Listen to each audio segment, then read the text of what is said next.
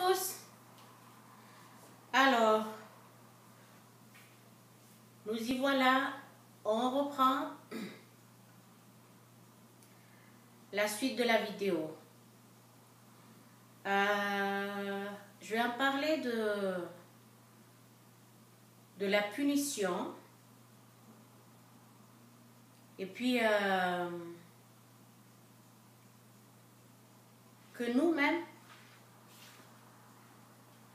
nous le créons pour nous. Et puis, nous pensons que c'est Dieu qui nous punit. Vous savez quoi? Premièrement, je vais vous dire.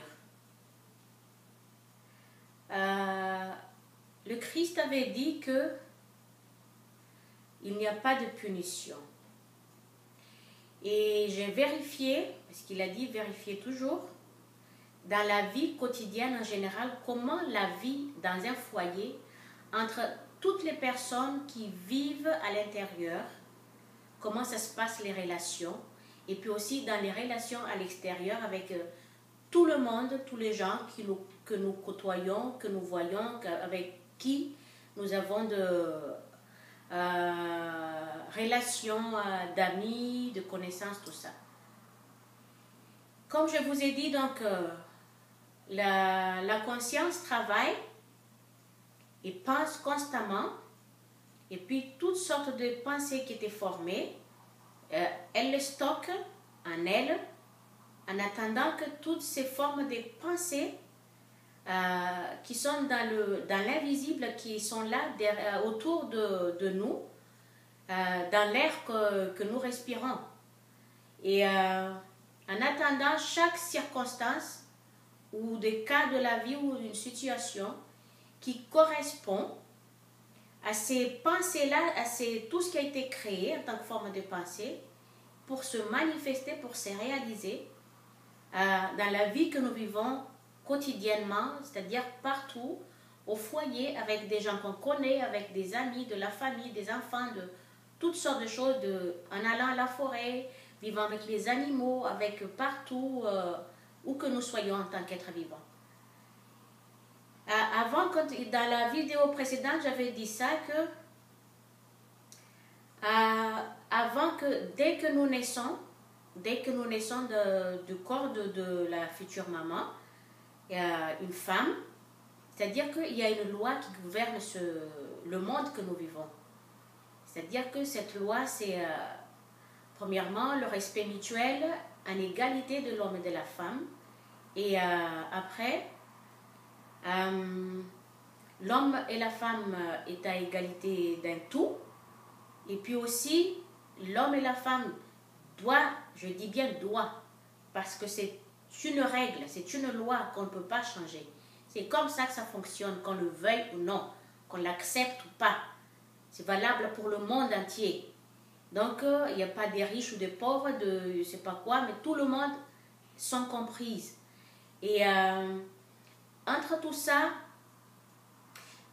l'homme et la femme doivent se chérir mutuellement, dans le respect mutuel, en tant que partenaires, et non pas en tant que dualité ou de concurrence, et que l'homme soit l'ennemi de la femme soit l'ennemi de l'homme.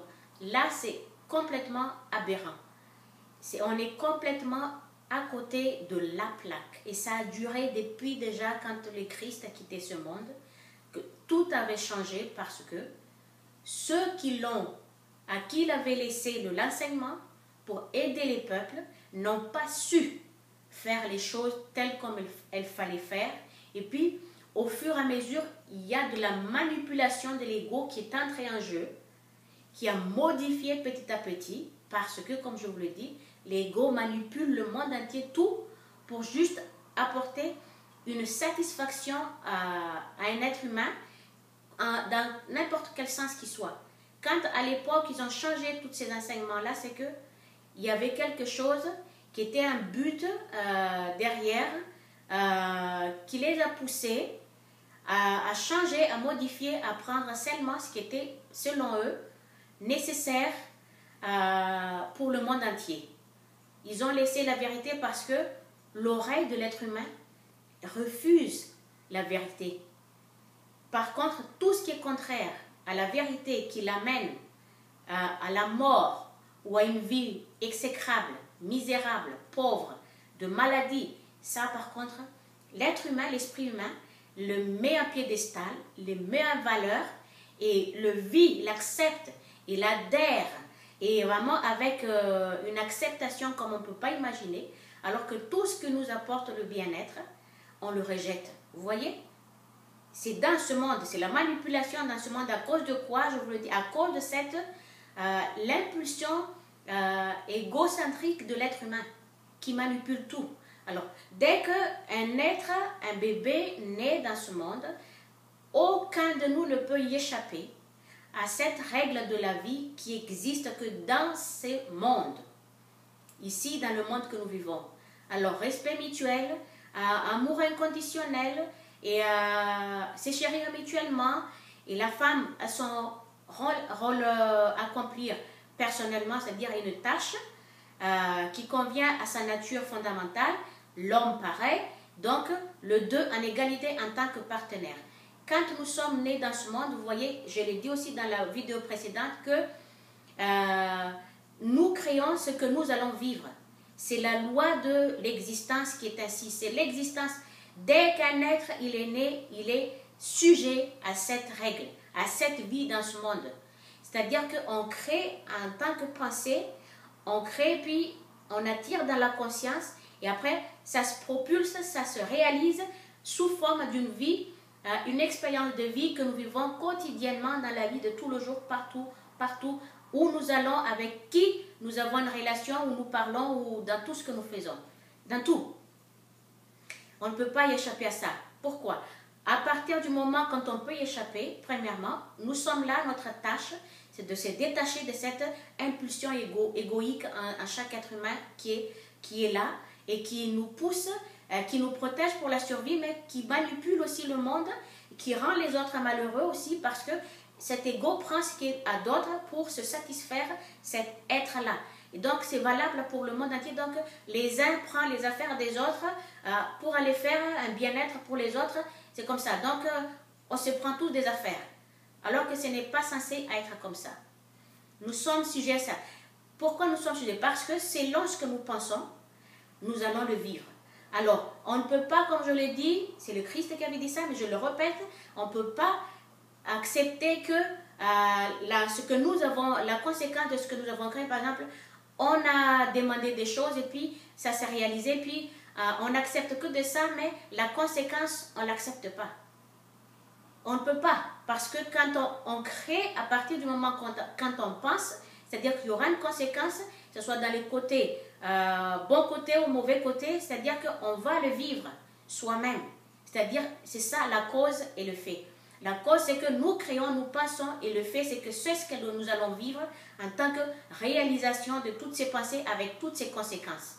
C'est pour ça que quand je vous dis, changer l'esprit, prendre l'état de conscience, prendre conscience de son état d'esprit, et qu'est-ce que nous pensons 24/24 dans nos pensées, que ce soit pour n'importe quelle chose, que ce soit pour n'importe qui, que ce soit de la plus petite taille qui soit, ou est-ce que notre esprit apporte une destruction à toute chose ou c'est un esprit créateur, c'est-à-dire créateur de bonnes choses pour la vie de tous, en général, vie meilleure pour tout le monde et pour soi-même qui va revenir sur soi. Alors quand je dis il n'y a pas de punition, nous sommes nés, l'être humain est né pour agir tel comme nous faisons tout le jour. Vous voyez, quand on par cet ego-là qui nous protège, qui nous apporte le bien pour notre vie, donc valable pour le monde entier, c'est que cet ego fait du mal aussi à côté parce qu'il va prendre ce qui est à d'autres pour donner à l'autre. Ça, on le voit aussi dans les formes de gens qui volent. Vous voyez, au lieu d'aller travailler, ils vont voler, c'est plus simple.